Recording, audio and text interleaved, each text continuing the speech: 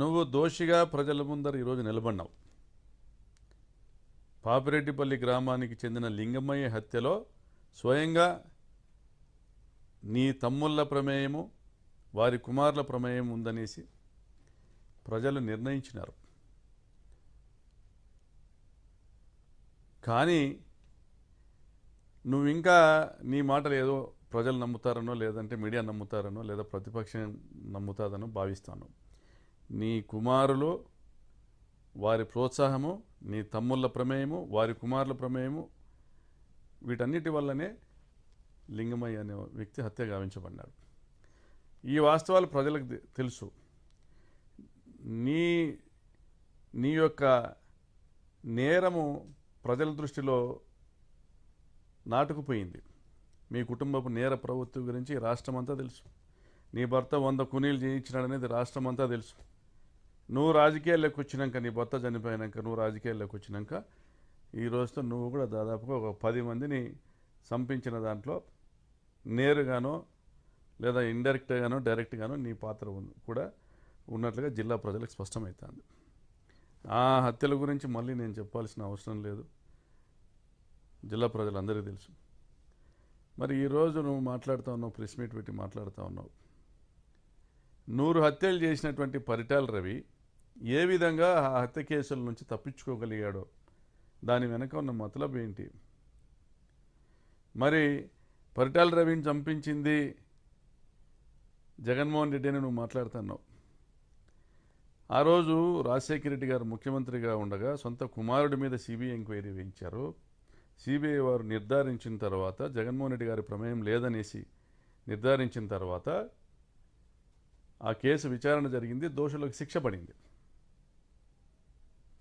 నీవు ఎప్పుడైతే దొంగగా ప్రజల ముందర నిలబడతావో, దోషిగా ప్రజల ముందర నిలబడతావో, ఆ నిలబడిన ప్రతిసారి జగన్మోహన్ రెడ్డి గారిని తిట్టడము, జగన్మోహన్ రెడ్డి గారికి అనేక నేరాలను ఆపాదించడము, అంటే నీ నేరాలకు ముసుగు కప్పుకునేటువంటి ప్రయత్నం చేస్తున్నావు.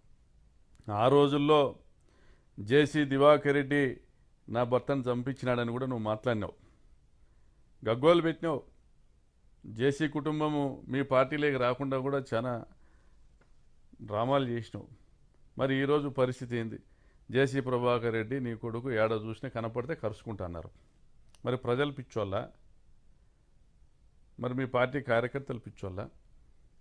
మరి చమన్ సాబ్ మీ ఆయనకు నమ్మకస్తుడు, ఆయన హత్యలోనూ, ఆయన డ్రైవర్ హత్యలో కూడా మీ కుటుంబం పాత్ర గురించి ప్రజలు చర్చించుకున్నారు. ఈరోజు కూడా అందరూ అదే నమ్ముతూ ఉన్నారు, మీరే చంపించినారనేసి. మరి మీ రాజకీయ చరిత్రలో ప్రజల తలకాయల మీద అవినీతి సామ్రాజ్యాన్ని ఏర్పాటు చేసుకొని 100 కోట్లు 1000 కోట్లు సంపాదించుకోవడం తప్ప మీరు చేసినటువంటి ఒక గొప్ప కార్యక్రమం ఏదైనా ఉందా మీరు చెప్పుకోవడానికి? ఏదీ లేదు. కాబట్టి 2009లో నేను మొదటిసారి పోటీ చేసినప్పుడు 1707 ఓట్లతో గెలిచావు నా మీద. 2014లో 7700 ఓట్లతో గెలిచావు. అది కూడా మా కాంగ్రెస్ పార్టీలో జిల్లా స్థాయి నాయకులు ఒక 2-3 నీకు గట్టిగా సాయం చేస్తే నువ్వు బయటపడినావు.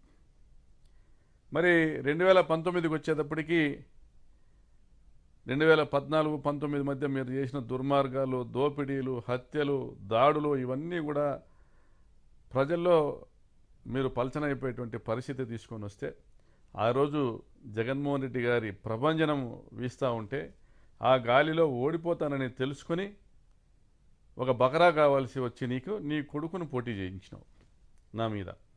నేను ఆ రోజు 26,000తో గెలిచాను. మళ్ళీ 2024కి వచ్చేటప్పటికి తెలుగుదేశం పార్టీ వైపు గాలి వీస్తుంది.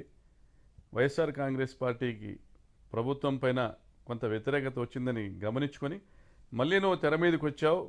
నీ కొడుకు అయితే ఓడిపోతాడని నువ్వే ప్రచారం చేయించావు, నీ అన్నదమ్ములు ప్రచారం చేశారు, నీ బంధువులు ప్రచారం చేశారు, నీ మీడియాతో రాపించావు, నీ సోషల్ మీడియాతో రాయించావు.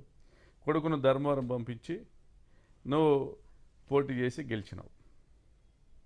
మరి నిజంగా మీరు దేశోద్ధారకులయ్యి దేశ సేవ చేసింటే మీకు ఓటమి అనేది ఉండకూడదు. మరి మీ ఆయన అంత గొప్ప జాతి నాయకుడో జాతీయ నాయకుడో ఏంటి, నీ కొడుకు ఓటమి రాకూడదు. మీ కుటుంబం యొక్క డొల్ల చరిత్ర జిల్లా అంతా తెలుసు, ఈ రాష్ట్రానికి అంతా కూడా తెలుసు. మీ వల్ల అనంతపురం జిల్లాకు ఫ్యాక్షన్ మరకలు అంటడము వాస్తవం కాదా సునీతమ్మ? మీ వల్ల తెలుగుదేశం పార్టీకి చెడ్డ పేరు రావడం వాస్తవం కాదా? నీ భర్త కాదా వైటీ ప్రభాకర్ రెడ్డి మడకశిర మాజీ ఎమ్మెల్యే గారి ఇంటి మీద బాంబు దాడి చేయించింది?